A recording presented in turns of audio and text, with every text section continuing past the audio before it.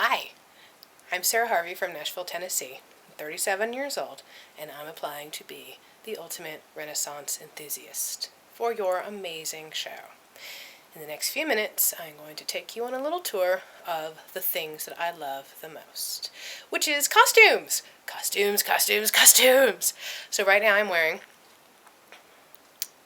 my favorite Italian outfit. I have my hat on, I'm a bad, bad girl.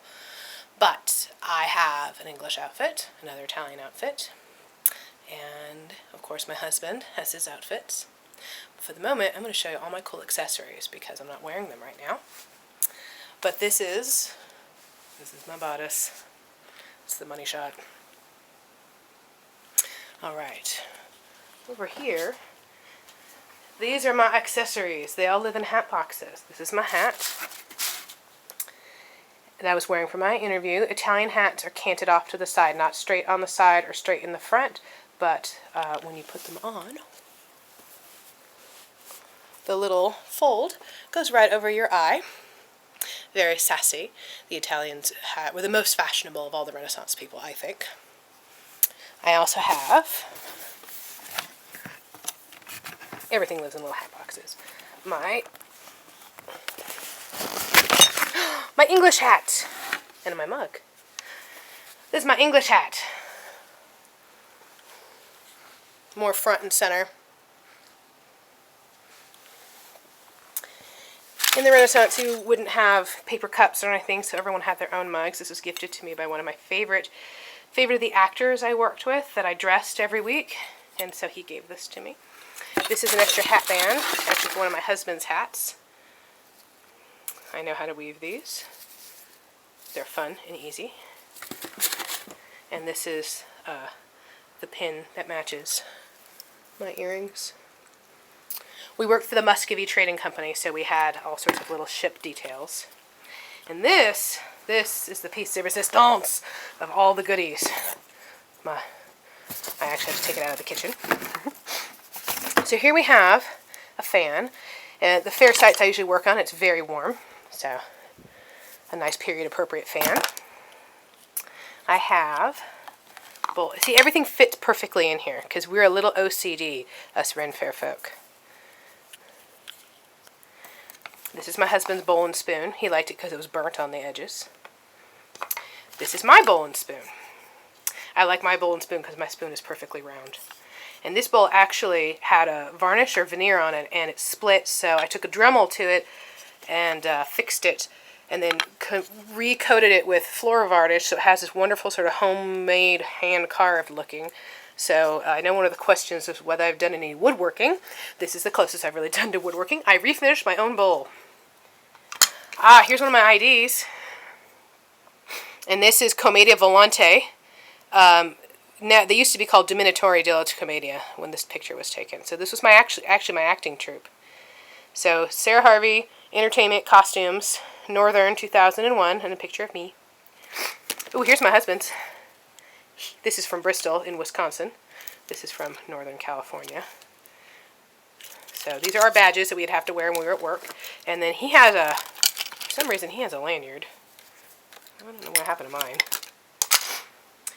And then there's a big spoon, and also with a pointy end in case you need to beat somebody with it. There is no point at the Renaissance, especially when you're in the Italian troupe, that spoons are never funny.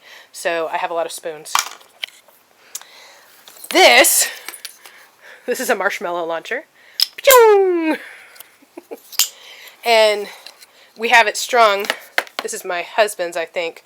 So it can hang this way, or it can hang from your belt this way. Anachronistic, yes, but hilarious. What else is in here? Oh, this is a cup cover. So my husband's mug has a lid and a belt hoop. Mine does not. So when you're out and about, it gets dusty. So it's a beautiful piece of fabric that's beaded, and you drape it, and the beads weight it down so it stays, so you don't get dust and bugs and crap in your cup. That's my cup cover. And this is another little hat. This is a coif, or a Biggins cap. Everybody in it automatically looks like they're 16. Ta-da! And the cool thing about these, though, is they tie underneath your chin, so it looks like a little baby bonnet.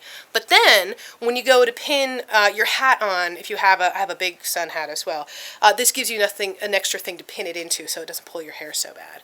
Because the hairpins pin down through your braids, so you'd braid up your hair, which mine is not. This is my jewelry bag. Oh, so authentic. It's empty because I'm wearing my jewelry. Beautiful shield with tinted pearls and a little faceted pearl, and a friend of mine does all these herself. She's an amazing metal worker, and I love her work. I have a lot of her pieces. So her name is AJ. Hi AJ, this is your show. This is your spot. This is my very first bag. It's gotten wet so many times that the designs almost popped out. So this is Oberon, who I used to work for. And the things we keep in our bags. What's in here? A thimble. Not exactly a period thimble, but pretty close. And a giant safety pin, more badges, a coaster from the Poxy Boggers, and a lot of change. That was not very interesting. Actually, I think this is Guy's thimble. Uh-oh. It's my old boss. Actually, it's the husband of my old boss. Ha ha! I ended up with his thimble. Some of my husband's shirt buttons that need to get put back on his shirt. Ah, here it is. Here's the sheath to my dagger. It fits perfectly. They were made to go together. This was all handmade. The leather was done, and then the antler and the blade. This is all made by a friend of mine's dad, who sadly passed away a few years ago, so it's nice to have a remembrance of him. And then at Faire, we always have to have our stuff what's called piece tied. So this leather thong can wrap around the blade, around the handle. There, it needs to be oiled. And then wrap around this bottom piece so that keeps the knife from falling out. My shoes, little slippers, my other mug. Ooh, I have two. They've got to match my outfits. So I have a green one and I have a blue one. And then the blue one goes with this outfit. The green one goes with a different outfit in one of my husband's bags. His hat, flat cap. I guess I could wear it too. Flat caps are cool because they look like a stack of pancakes, and then when you put them on, they fluff up. And let's see, more cup holders, because these hang on your belt.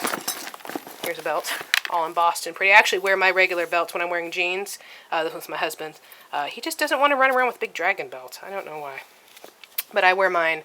I've a Celtic knotwork one, and then a really pretty Italian print embossed buckle, and I wear those with my jeans.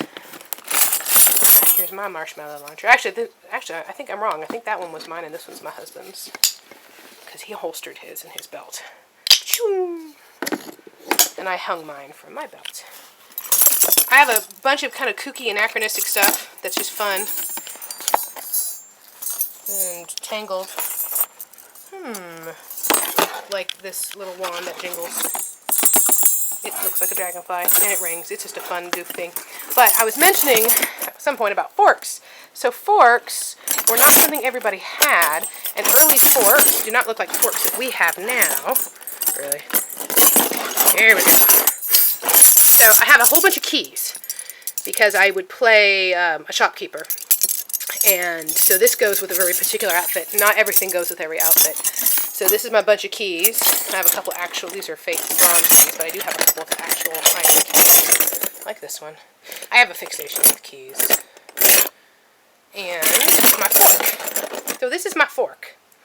It looks like a little pickle fork. It's made out of a piece of twisted iron, so it is period accurate. And this is kind of what people would have. So it hangs with my keys, and it dangles below them. So then I have my knife, and then, of course, my variety of spoons. Ta-da! Spoons. So you can eat at a moment's notice. Some barrettes. And my really cool... I made all these bags, too. I made these as favors one year for the girls who worked for us. We had a bunch of kids who were basically interning, high school students who were helping us. So I made these beautiful little bags that were fully lined, satin on the inside, And so we've matched them, and there was a whole bunch of scraps, so that's what we used. And then I took a little piece of wood round in a mirror. Hey, it's me filming myself filming. How meta is that? And then I painted them. And this one is made to match my other Italian dress. But they were just little hand mirrors, and this is the kind of thing a lady in the Renaissance would have if she was wealthy. So this is my put together little box of stuff, and my braided hat band. Things I don't even remember I owned. It's kind of fun to revisit them. This is one of my books that I took out to show. This is the quintessential book on costume history. This is called Queen Elizabeth's Wardrobe Unlocked by Janet Arnold. Janet Arnold also does a book called Patterns of Fashion, where she actually patterns stuff off of authentic pieces. And so she took it and basically copied it to pattern it. What this book has is all sorts of paintings of Elizabeth and all her clothes. Lots of history. And then also some images. All right, these are all still paintings. Paintings. This is a picture of an existing piece of fabric. And there are also pictures, because I marked the pages, of existing pieces of fabric. So this is a photograph of an actual bit of embroidery. It says, detail of pomegranate embroidered with black silk and enriched with gold thread on white linen. And the kind of stitching with sort of the geometric patterning here is called blackwork. And I've done blackwork. This is traditional. Traditional blackwork looks the same on the front as it is on the back. And I have replicated several of these designs. My favorite one is this one right here. 2 dragonflies holding a little beetle in a cage. And hey, it's a grasshopper.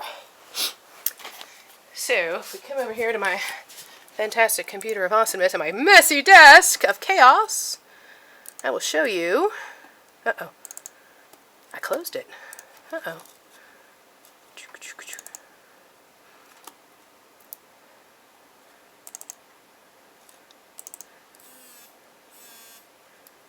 Here are my Elizabethan ones. So there's my Tudor rose. There we go. And that's the pomegranate.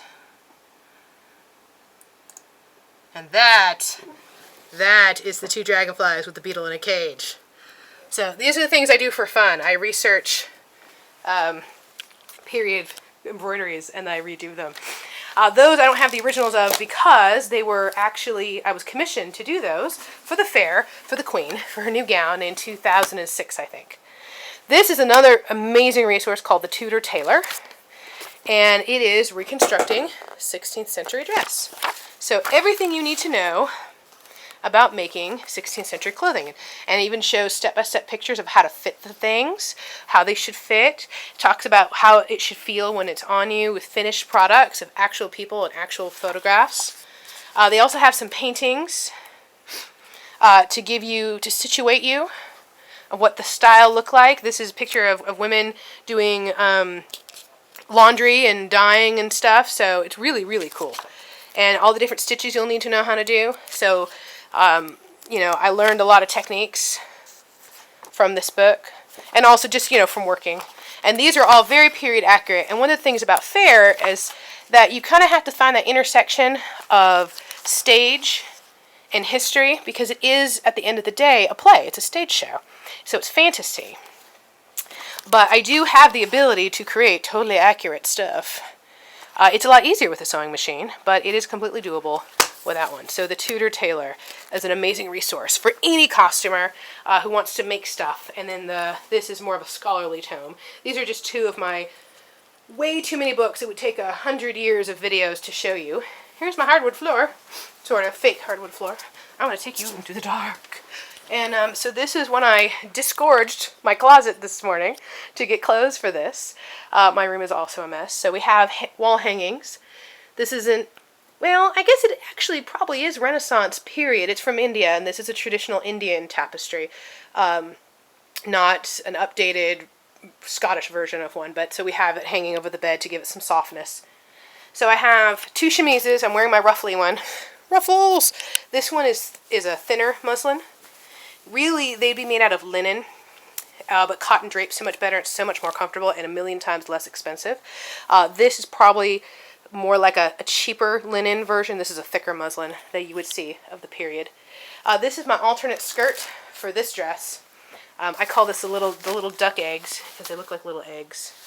And this is a super stiff cotton. So when I wear this dress, it's blue on blue, and then in this version, it's sort of a rust color on blue. So I wear the blue underskirt with both of them because it's a slightly different shade. And the overskirt tends to get a little dirtier than the underskirt. The underskirt, the hem, gets really gnarly, so at the end of the weekend, if I've got 2 days, I take off all my clothes, I air up my bodice, my chemise goes in the wash, my top skirt, which has probably gotten filthy, goes in the wash. But my bottom skirt, I usually just beat the hem, shake it out, and I might soak it if it got muddy, but usually I just let everything dry and brush it and then shake it and beat it with a pool noodle. Pool noodles make fantastic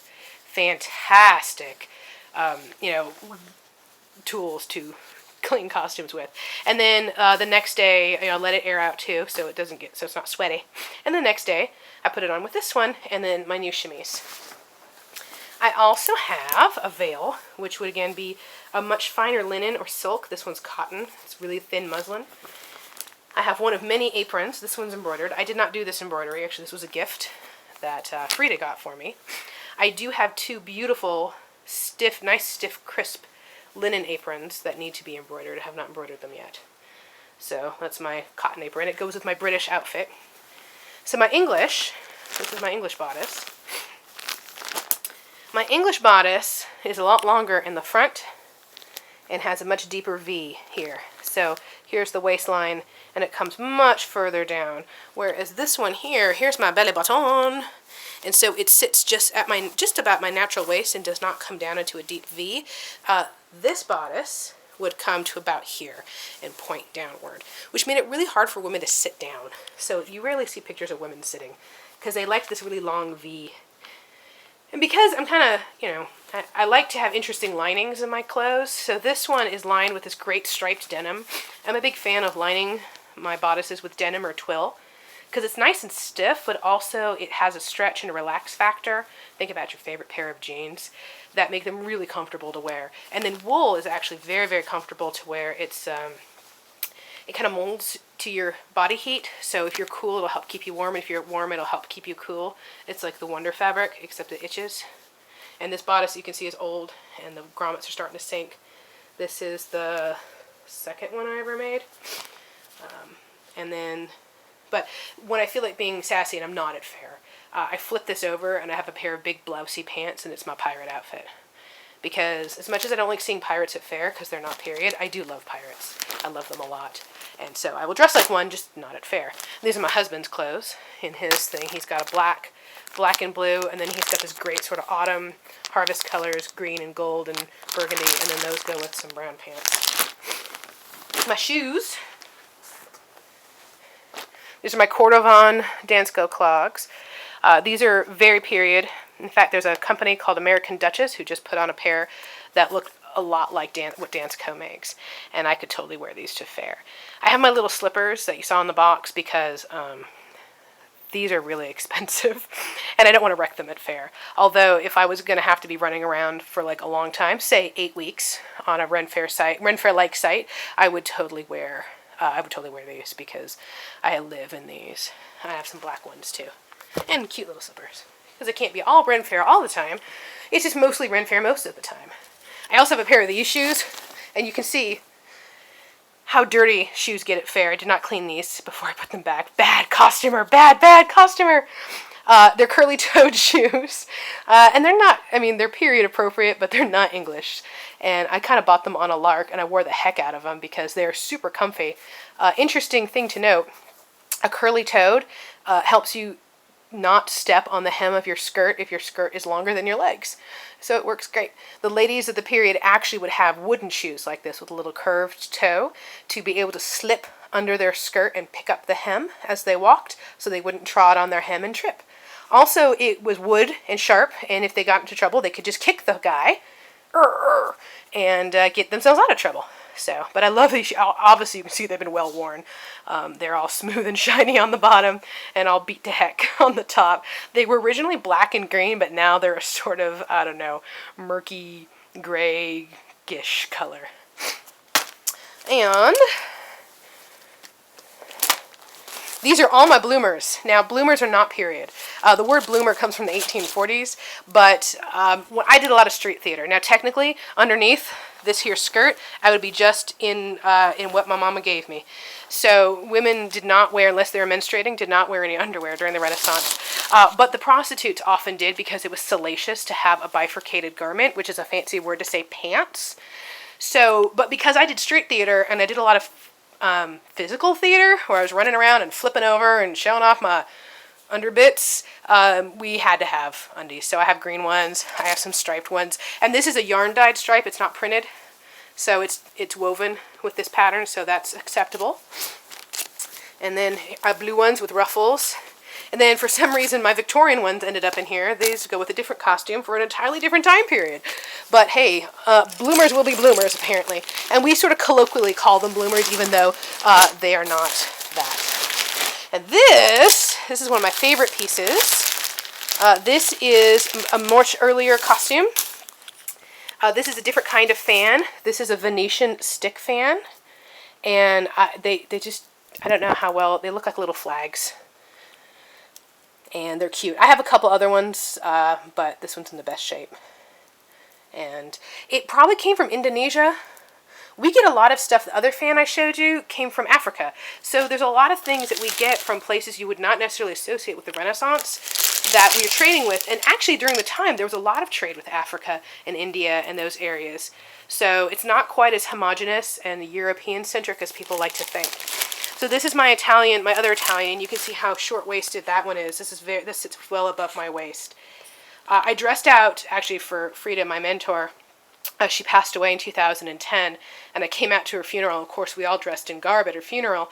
So this is what I wore when I was pregnant, and I was due in January, and this was the end of September, so I was starting to get a little roundy. And this was perfect because it sat well above my natural waist, and it doesn't have it doesn't really poke down at all. It's pretty flat all the way across. These little grommet holes line up with the grommet holes of the skirt, and they often would run these together so that the skirts and bodices, some were cut into one and some were cut separately and then stitched or grommeted together to make it look like one complete gown.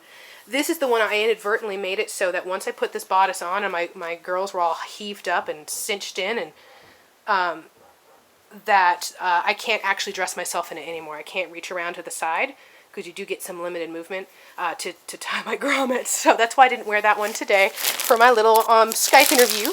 But it has matching. So here's the bottom. It has red, blue, and green. And I had to sew each of these layers down individually. So I sewed the red, the top, and the bottom. And then I sewed the blue ribbon at the bottom and the top. And then I had to go over the gimp, which is this twisted part in the middle. I had to sew that one. So I had to go around it 1, 2, 3, 4, 5, 6 times. And my skirts run about 5 yards around. So, God, this took me forever. This has also sleeves, which are Italian style sleeves. These lace on the bottom like my other ones do, but they also are in 2 pieces to leave the elbow free. It's one of the hallmarks of an Italian sleeve. And this won 2nd place at a costume contest. And both of this bodice, this is lined in denim as well, this bodice and the one I'm wearing right now have a central feature that make it kind of, you know, a nice centerpiece. A lot of times women's bodices, this piece was solid and it laced on the sides or on the back, and then you would put a big piece of wood down the front. It's called a busk to make it nice and rigid. Nowadays we have this nice spring steel. There's a 1/4 inch in the front and then 1/2 inch wide on the inside here, and that keeps this nice and rigid. And I have one other piece of 1/2 inch that comes along the side here just for side boob support. Otherwise, this is 2 layers of denim and a layer of Irish linen, and it's nice and stiff. So they should be nice and structured, but they don't have to be killer. They're not boned all the way around like a Victorian would be.